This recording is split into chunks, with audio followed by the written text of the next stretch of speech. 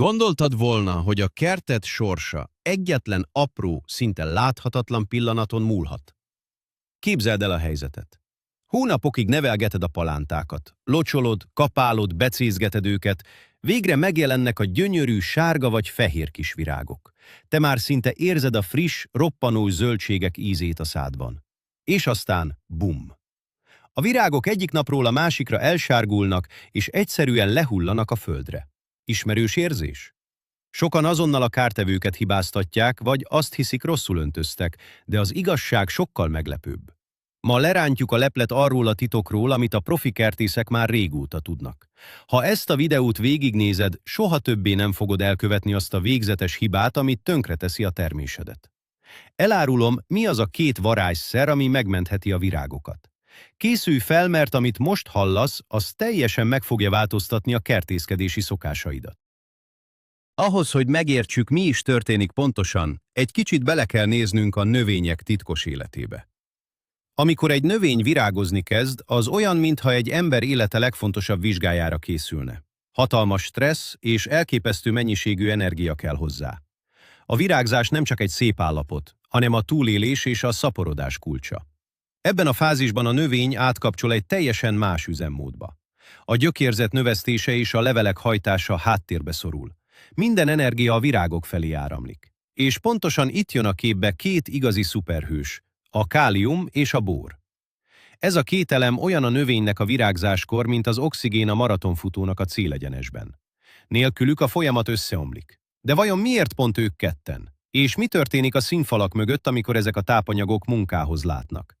Nézzük meg lépésről lépésre, hogyan működik ez a lenyűgöző rendszer. Kezdjük rögtön az egyik legfontosabb szereplővel, a borral. Gondolj a borra úgy, mint egy zseniális építészmérnökre a növény szervezetében. Amikor a virág kinyílik, a virágpornak el kell jutnia a megfelelő helyre, hogy megtörténjen a megtermékenyülés. Ehhez a pollennek egy apró csövet kell növesztenie, és itt jön a varázslat.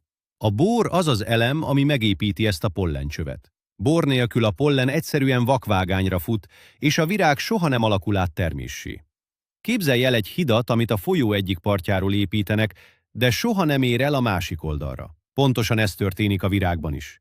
Létezik egy nagyon makacs tévhit a kertészek körében. Sokan azt hiszik, hogy a beporzás kizárólag a méheken és a szél irányán múlik. Azt gondolják, hogy ha zümmögnek a rovarok a kertben, akkor minden rendben lesz. Ez egy hatalmas tévedés. Lehet a kertedben 1000 szorgalmas méhecske, hozhatják tonnaszámra a virágport.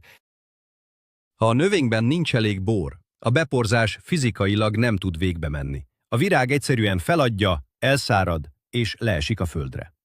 Tehát a bor nem egy extra kiegészítő, hanem az alapvető feltétele annak, hogy egyáltalán legyen miből termésnek fejlődnie. Most pedig lépjünk tovább a másik főszereplőre, a káliumra. Ha a bor volt az építészmérnök, akkor a kálium a növény logisztikai menedzsere és főszállítója.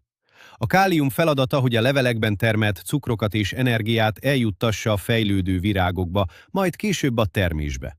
Képzelj el egy hatalmas, 8-sávos autópályát. A levelek a gyárak, ahol az energia készül. A virágok pedig az éhes városok, amik várják az árut. A kálium a kamionflotta, ami megállás nélkül szállítja az utánpótlást az autópályán. Ha nincs elég kálium, a forgalom leáll. A virágok éhezni kezdenek, hiába van a növénynek gyönyörű, zöld lombozata. Itt is le kell számolnunk egy gyakori tévhittel. Nagyon sokan úgy tudják, hogy a káliumra csak a nyár közepén, a termések érésekor az édesítéshez van szükség. Azt gondolják, hogy a paradicsom csak a pirosodáshoz használja. Ez egy nagyon veszélyes mítosz. A káliumra már a legelső virágbimbók megjelenésekor kritikus szükség van. A bimbók kinyílása, a szirmok növekedése és a megtermékenyült apró magkezdemények életben tartása mind káliumot zabál. Ha ekkor hiányzik, a termés minősége már a legelején megpecsételődik. Most érkeztünk el a legfontosabb kérdéshez. Az időzítéshez. A videó címe nem véletlenül az, hogy ne hagyd ki ezt a pillanatot. Az időzítésen múlik szinte minden. A tápoldatozást nem lehet csak úgy találomra elkezdeni, amikor épp eszünkbe jut. A tökéletes pillanat az, amikor az első virágbimbók megjelennek a növényen, de még éppen nem nyíltak ki teljesen. Ez az a szűk ablak, amikor cselekedned kell. Képzeld el ezt úgy, mint amikor lekésed a vonatot. Ha csak egyetlen perccel később érsz a peronra, az ajtók bezáródnak és a vonat elment. Hiába futsz utána, az esély elszállt. Ugyanez igaz a virágzásra is. Ha megvárod, amíg a virágok már kinyíltak és elkezdenek hullani, a tápanyagpótlás már eső után köpönyeg. Sokan azt hiszik, hogy a tápoldatozás bármikor bevethető varázspálca. Ez egy újabb tévhit. A növényeknek időre van szükségük, hogy felszívják és beépítsék a bort és a káliumot. Ha időben adod oda nekik, akkor a tápanyagok már ott fognak keringeni a nedvkeringésben, pontosan abban a pillanatban, amikor a virág kinyílik és a leginkább igényli azt. Ne várj a csodára, lépj időben és előzd meg a bajt. De honnan tudhatod, hogy a növényed borhiányban szenved, ha esetleg lecsúsztál az ideális időpontról? A tünetek nagyon is egyértelműek, csak tudni kell olvasni a növény jelzéseiből. A legklasszikusabb jel a tömeges virághullás. Olyan ez, mintha egy szomorú, sárga szőnyeg alakulna ki a paradicsomtövek alatt az elszáradt virágokból. Ezen kívül a hajtás csúcsok torzulhatnak, a legfiatalabb levelek ráncossá, merevvé válhatnak, mintha megfagytak volna. Egy nagyon szemléletes példa a borhiányra a karfiol vagy a brokkoli esete. Ha valaha vágtál ketté olyan karfiolt, aminek a szára belül üreges, barnás és rohadt volt, na, az a klasszikus borhiány. A növény szövetei egyszerűen szétesnek. A tévhit itt az, hogy a virághullást mindig a nagy hőség okozza. Tény, hogy a 40 fokos kánikula is ledobadhatja a virágot. De ha normális, kellemes, 25 fokos időjárás van, és a virágok mégis potyognak, akkor szinte biztos, hogy a bor hiányzik a rendszerből. Ne kend a melegre, ha a talajod valójában ki van merülve. A bór az egyik legkönnyebben kimosódó elem a talajból, így a hiánya nagyon gyakori, különösen homokos talajokon. Most nézzük meg, hogyan kiált segítségért a növény, ha káliumra van szüksége. A káliumhiány tünetei teljesen mások, mint a borhiányé, de legalább ennyire látványosak. Mivel a kálium a növényen belül könnyen mozog, a hiánytünetek először mindig az idősebb, alsó leveleken jelentkeznek. A levelek széle elkezd sárgulni, majd barnulni és elszáradni, miközben a levél közepe még zöld marad. Képzelj el egy embert, aki egy nagyon szép, zöld ruhát visel, de a ruha széle körös körül csúnyán meg van égve és ki van rojtosodva. Pontosan így néz ki egy káliumhiányos levél is. Ezt a jelenséget levélszél nekrózisnak hívják a szakemberek. Emellett a növény szára gyengévé válik, könnyen megdől a szélben és sokkal fogékonyabb lesz a betegségekre. Sokan, amikor meglátják a barna, száradó levélszéleket, azonnal pánikba esnek és gombás fertőzésre gyanakodnak. Ez egy nagyon gyakori tévhit. Rohanva veszik a drága gombaölő szereket és telepermetezik a növényt, miközben a szerencsétlen zöldség csak egy kis káliumra vágyott volna.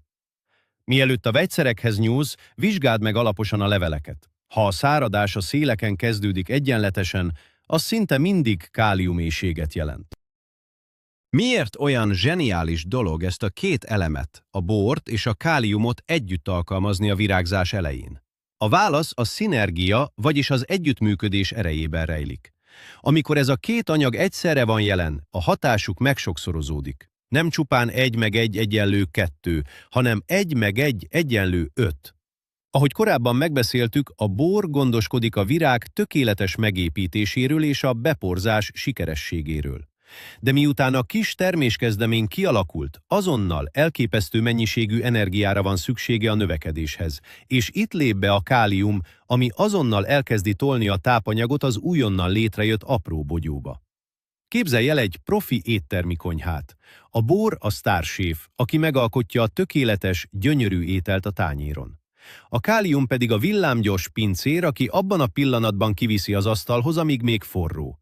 Egyik sem tudna tökéletes munkát végezni a másik nélkül. Sokan azt hiszik, hogy elég csak mindenféle általános tápoldatot összeönteni egy vödörbe, és a növény majd kiválogatja, ami kell neki. Ez tévhit. A célzott, megfelelő arányú bor-káliumbomba a virágzáskor pontosan azt a lökést adja meg, amire a növény fiziológiájának abban a pillanatban szüksége van.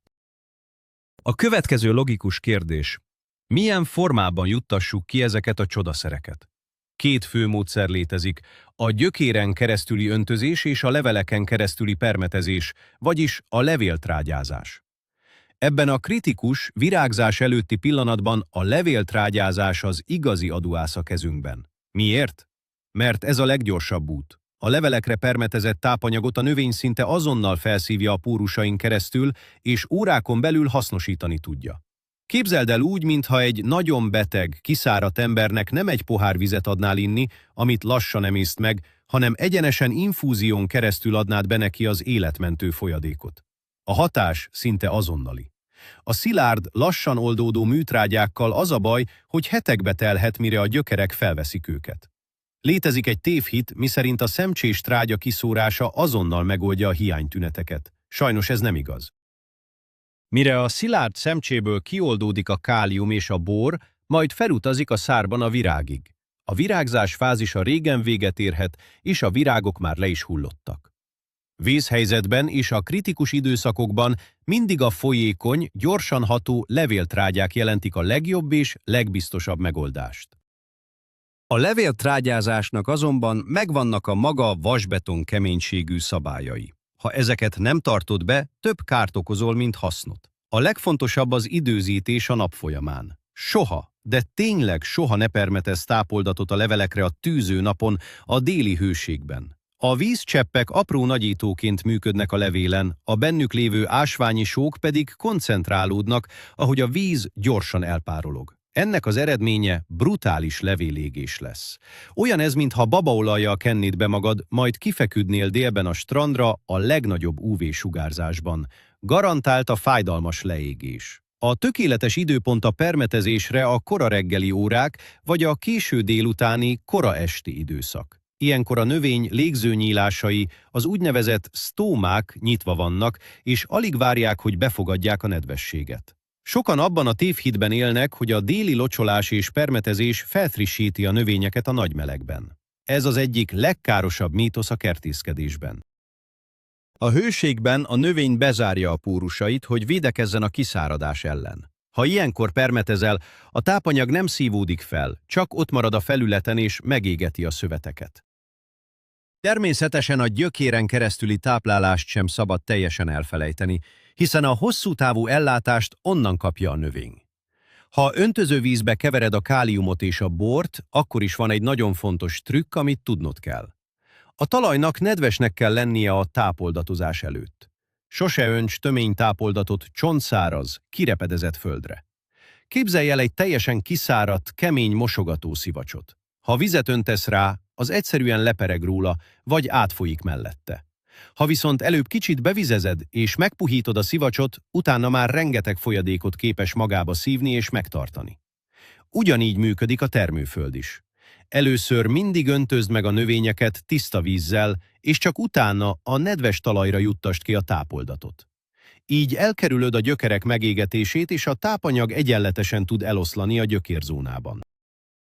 Sok kezdő kertész azt hiszi, hogy majd az eső bemossa a poralakban kiszórt műtrágyát, így nem kell öntözni. Ez a tévhit nagyon sok növény pusztulását okozta már. A koncentrált sók a száraz talajban valósággal kiszívják a nedvességet a hajszálgyökerekből, és a növény szó szerint kiszárad a tápanyagbőség közepén. Beszéljünk egy kicsit az adagolásról és a veszélyekről, mert ez a téma tartogat egy komoly csapdát. A bór egy mikroelem. Ez azt jelenti, hogy a növénynek nagyon, de tényleg nagyon pici mennyiségre van szüksége belőle, és itt jön a bökkenő. A bór esetében a jótékony mennyiség és a mérgező mennyiség között hajszálvékony a határvonal. Ha túladagolod a bort, azzal azonnal meg is ölheted a növényt. Képzeld el a bort úgy, mint a sót a húslevesben. Egy csipetnyi só kihozza az ízeket és tökéletessé teszi az ételt, de ha beleöntesz egy egész kilót, az ehetetlenné válik és ki kell önteni az egészet. Pontosan ilyen a bór hatása is. Sokan beleesnek abba a tévhitbe, hogy ha egy kevés tápoldat jó, akkor dupla annyi biztosan kétszer olyan jó lesz. Ez hatalmas hiba. Mindig olvasd el a csomagoláson található adagolási útmutatót, és tartsd be azt gramra vagy milliliterre pontosan. Inkább adj egy kicsit kevesebbet, mint többet. A bor toxicitás sárguló, elhaló levélszélekkel jelentkezik, és onnan nagyon nehéz visszahúzni az életbe a növényt. Légy óvatos, mint egy patikus. Melyek azok a növények a kertben, amelyek a leginkább hálásak lesznek ezért a kálium-bór kezelésért? Vannak bizonyos zöldségek és gyümölcsök, amelyek valósággal követelik ezt a figyelmet. A lista élén a paradicsom, a paprika, az uborka és a cukkini áll. Képzeld el őket úgy, mint az olimpia elit sportolóit. Hatalmas lédús bogyókat kell nevelniük, ehhez pedig az átlagosnál sokkal intenzívebb anyagcserére van szükségük. Szintén nagyon meghálálja a virágzáskori támogatást az eper és a málna. Egy epertő, ami megpróbál hatalmas, édes szemeket érlelni, hihetetlen energiát mozgat meg. Ha ilyenkor megkapja a káliumot és a bort, a szemek mérete és édessége robbanásszerűen megnő. Sokan azt hiszik, hogy minden növény egyformán igényli a tápanyagokat, és elég egyetlen univerzális oldatot locsolni mindenhova. Ez ismét egy tévhit. Míg a saláta vagy a spenót köszönik szépen, jól megvannak minimális tápanyaggal is, addig a termést hozó zöldségek specifikus és időzített támogatást igényelnek. Koncentráld az erőforrásaidat azokra a növényekre, amelyek a leginkább meghálálják, és a különbség döbbenetes lesz a betakarításkor. Végül érdemes beszélnünk egy külső tényezőről, ami drasztikusan befolyásolja a tápanyagok felvételét. Ez pedig az időjárás és a talaj hőmérséklete. A kálium és a bór hiánya sokszor nem azért lép fel, mert nincs a talajban elég belőlük, hanem azért, mert a növény képtelen felvenni azokat. Ha a talaj túl hideg vagy túlzottan száraz, a gyökerek működése lelassul. Képzeld el úgy, mintha egy nagyon sűrű, hideg tejturmixot próbálnál meg kiszívni egy hajszálvékony szívószálon keresztül. Szinte lehetetlen feladat. A növény gyökerei is ugyanígy küszködnek a hideg vagy száraz földben. Van egy olyan általános tévhit, hogy a tápoldatozás önmagában megold minden időjárási problémát. Sokan azt gondolják, ha jön egy hideg front, csak ki kell szórni a trágyát és minden rendben lesz. Pedig ilyenkor a talajon keresztüli trágyázás szinte semmit sem ér, mert az ajtók zárva vannak a gyökereknél. Éppen ezért, ha hirtelen lehűlés jön, vagy hosszantartó asszály van a virágzás idején, a levéltrágyázás ismét a legjobb barátod lesz. A levélen keresztül ugyanis ki tudod kerülni a blokkolt gyökérrendszert, és közvetlenül juttatod be a segítséget a rendszerbe. És itt a végső, elképesztő fordulat az egész történetben. Amikor megadod a növényeidnek a bort az építkezéshez és a káliumot a szállításhoz, pontosan a virágzás kritikus pillanatában nem csupán a virághullást akadályozod meg. Egy olyan láncreakciót indítasz el, aminek az eredménye vastagabb, ellenállóbb sejtfal, sokkal intenzívebb ízvilág és akár 30-40%-kal nagyobb terméshozam is lehet. Képzeld el, hogy idén-nyáron nem te leszel az, aki szomorúan söprögeti a sárga virágokat a földről, hanem az, aki büszkén osztogatja a roskadozó paradicsomokat a szomszédoknak. Összefoglalva tehát, figyeld a bimbókat, cselekedj a nyílás előtt, használd a bor és kálium kombinációját lehetőleg levéltrágya formájában, és soha, de soha ne lépd túl a javasolt adagolást. Nagyon köszönöm, hogy velem tartottál ebben a videóban. Ha tanultál ma valami újat, kérlek, nyomj egy lájkot és iratkozz fel a csatornára, hogy ne maradj le a következő kerti tippekről sem. És most te jössz. Oszd meg velem kommentben, melyik az a növény a kertedben, amivel a legtöbbet küszködtél eddig virágzás idején. Beszéljük meg a lenti szekcióban.